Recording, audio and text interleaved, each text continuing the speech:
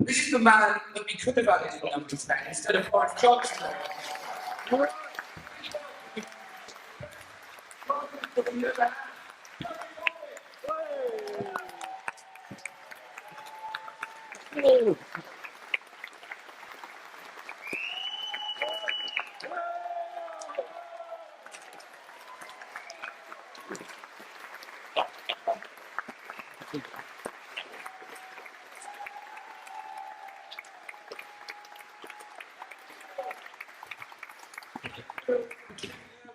It's the comedy coming on next. Boris Johnson is still Prime Minister, so that is an act of comedy, I suppose. First of all, big thanks to People's Assembly, not just for tonight's event, but for all the other events, bringing people together in the campaign for decency and social justice and bringing together all those struggles. Because surely the message tonight, the message from the Miners' Gala, the message from the picket lines and everywhere else is that when we do things together, we can win. When we get into arguments between each other, we lose and they win. And you know who they are in these circumstances. So I want to say a big thank you to People's Assembly, but also to an awful lot of people, personal thank you for the huge amount of social justice remarks that have been made in my direction, but also the personal solidarity that's been sent to me, because I understand some of the mainstream media don't like me. They continue not to like me, but it's okay, I'm coping very well. Now, Boris Johnson lied his way through the last general election, refused to take part in any serious interviews, did some debates in which he basically dismissed everything we said, including the points that I put forward, saying your form of economic future of this country is handing our NHS over to American healthcare companies. Where was I wrong? They were. Then accused him of undertaking secret negotiations with the US. He denied it. Where was I wrong? And so it goes on. Okay, he has now been forced to resign as leader of the Tory party, but not yet as Prime Minister. And many people are sort of celebrating that. I am, and I aren't. I am because he has lied his way into office. His sole purpose in life is the promotion of Boris Johnson over all else. But the next Tory leader is fundamentally going to be cut from the same cloth, pursuing the same economic policies and the same injustice within our society and our world. What we need is something very, very different. And this is what we as a Labour movement have got to offer, something very, very different. You deal with these issues by playing to our strengths. Tomorrow we celebrate the Miners' Gala. The Miners' Gala has gone on for a very long time. It brought together all the pit communities of Durham. It brought together all the other causes in Durham. Okay, the pits have gone, the Gala has got bigger. There is a sense of hope, inclusion and utter determination in the Gala in bringing together all the causes that we all hold dear and we all campaign on together. It's only through our unity of all our organisations we can bring about change. That means not offering to manage the economy. It means demanding that we change the way this economy is run.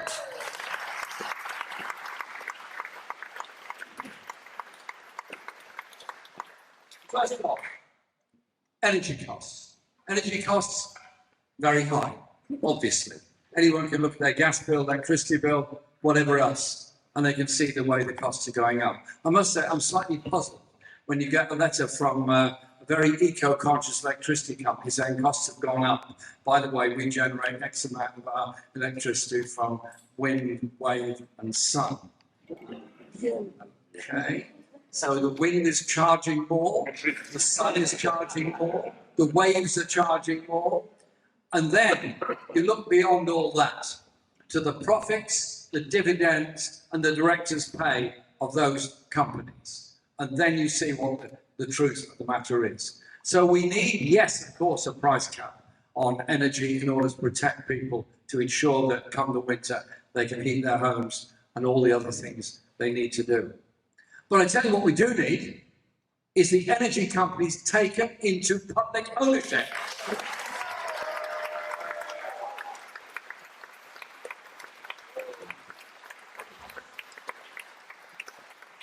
The rip-off of these utilities is incredible.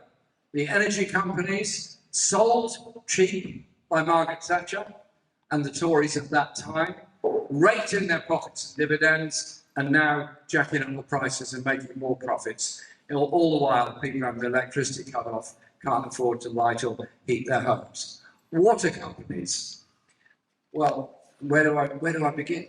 They waste more water every year than there is in Loch Ness. Why?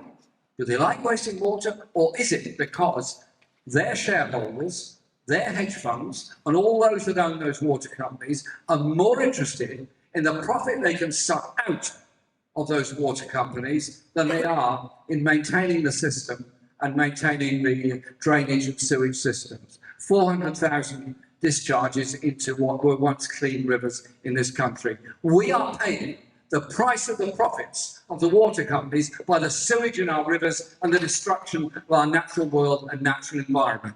Take them into public ownership.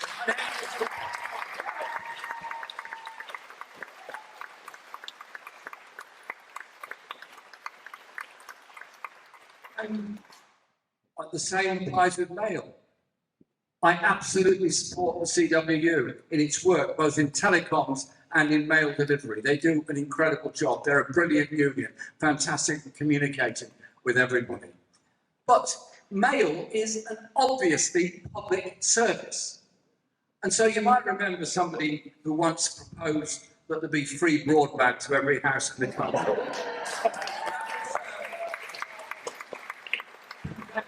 Broadband communism. I'm still trying to work out what broadband communism is, but let's just rest it there. Surely to goodness, it's so obvious that you need to be able to communicate with each other. Young people basically don't write a lot of letters to each other. They do an awful lot of emailing and messaging and so on. It is fundamental having access to electronic media.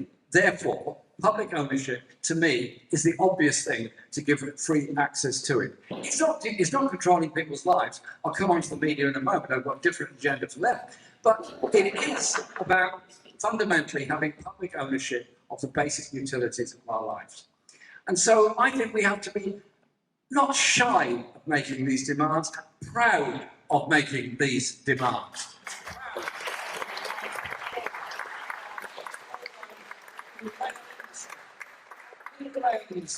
Who have kept the trains running, done an incredible job, do an incredible job to bring about what is basically a very safe railway system in this country. No thanks to the profiteers, every thanks to the workers that run that system.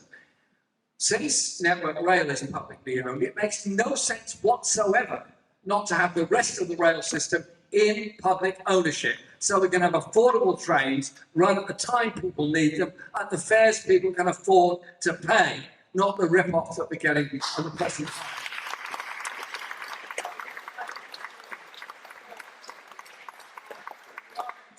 Are doing.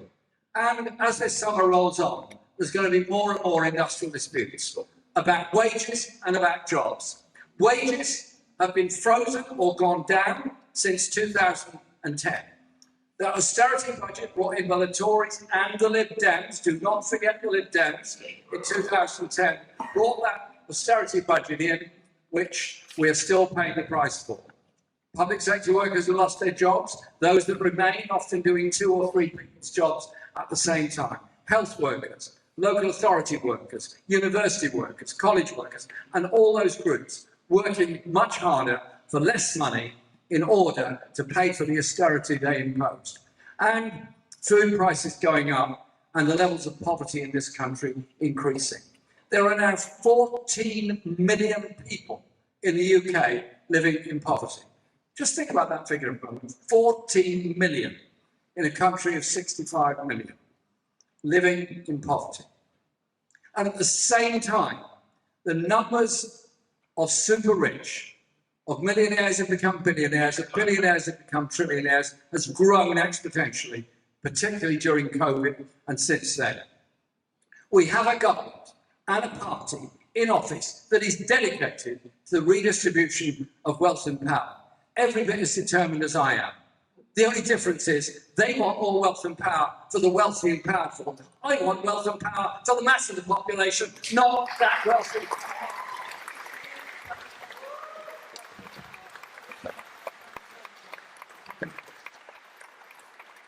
I want to defeat these Tories in the election. I want to get rid of them in the election.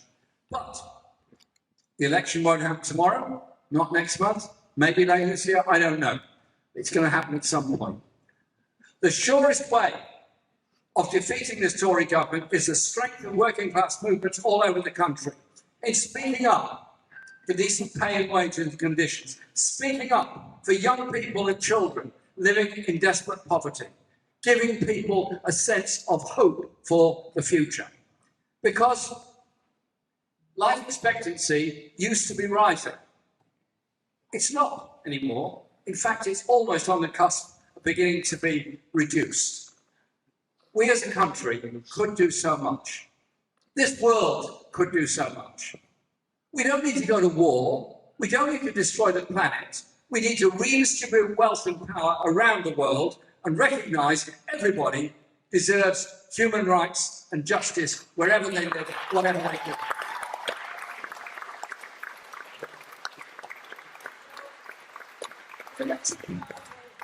Know what the threat is. The threat is of an effective, united working class movement in this country and around the world, demanding something different. Green industrial revolution, decent pay, decent conditions, and decent jobs. And you know what? It's happening. Those demands around the world are gaining more currency. We often insulate ourselves from what's going on in other places around the world. I'll give you one short, very short story on this. I've often worked with those people that are trying to unionise security workers in hospitals, cleaners in colleges and universities, gig workers, and so on. I remember sitting down with a group of delivery riders because one of their number had got into a traffic incident with another driver and was stabbed to death on the road and died. We called a meeting of all the delivery workers in the area I represent, and persuaded them to join a union. John Hendy came along to help with that persuasion. And they went through with me what their lives were like. Insecure jobs, 0 hours contracts, demands to ride dangerously and fast in order to deliver hot food to somebody or other somewhere. They're appallingly treated, and Uber and all these other companies do very, very well out of it. I went on a delegation to Colombia to observe the presidential election. I'm absolutely delighted that the left candidate Petro won that election. And during the time I was there, I had a meeting with a group of delivery riders in Bogota who go through exactly the same problems, exactly the same dangers, exactly the same risks, just to try and make ends meet and keep body and soul together. The same companies, the same platforms, the same gig economy, the same system. So many young people go to school with high hopes for the future, high hopes of all they can achieve in life, their imagination, their music, their art, all intact. Then the competitive education system starts to push some of them by the wayside and out of the way.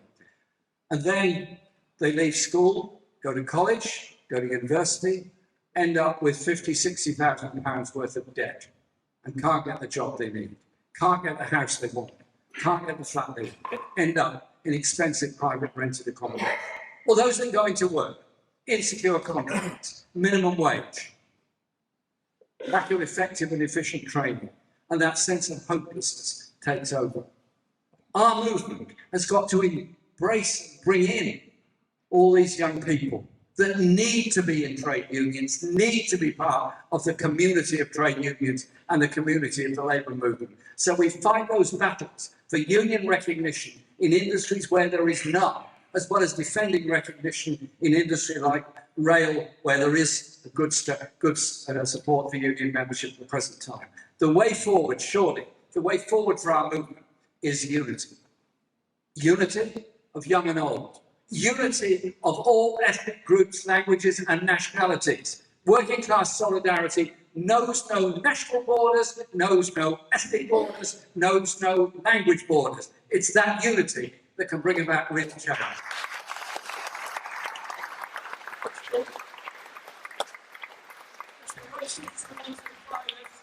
We will never allow them to do that. It's the far right who want to divide us. We will never allow them to do that. It's our movement that needs to go forward with these clear, absolutely clear demands.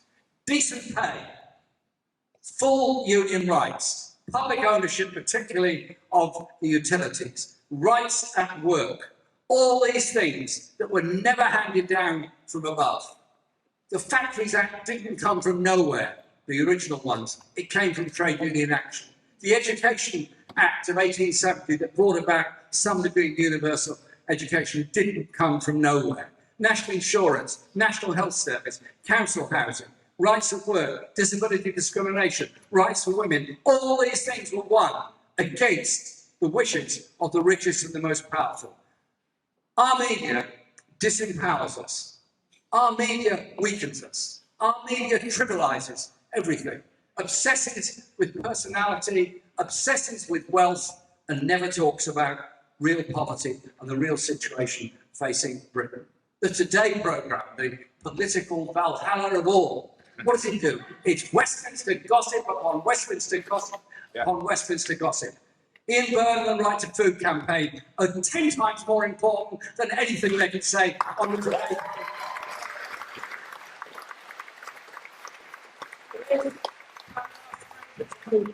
That means the ability to communicate with each other. That means going past the Murdoch-owned media, going past Fox News and all those, and communicating with each other. The CW have shown you can do it and win a ballot. The RMT have shown you can do it and win a ballot. PCS are showing that at the moment. Every other union is doing the same. This weekend in Durham, let's be happy, be hopeful, strong, but above all, utterly determined in this summer of determination to redress the balance between the rich and the poor. This summer of determination to bring about decency for every young person in our society and respect for everyone else in the society. That's what Durham's about. That's what our movement's about. And that is what we are going to do.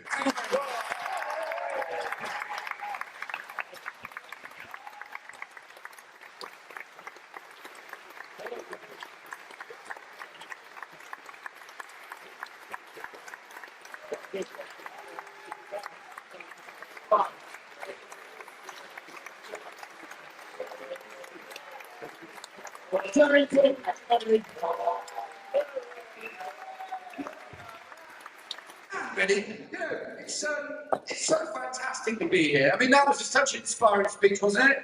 It was. And what we're going to do is we're going to brilliant day tomorrow. We're going to have a little more company now, some music, and then a final speech to round us all off. But I wanted to share with you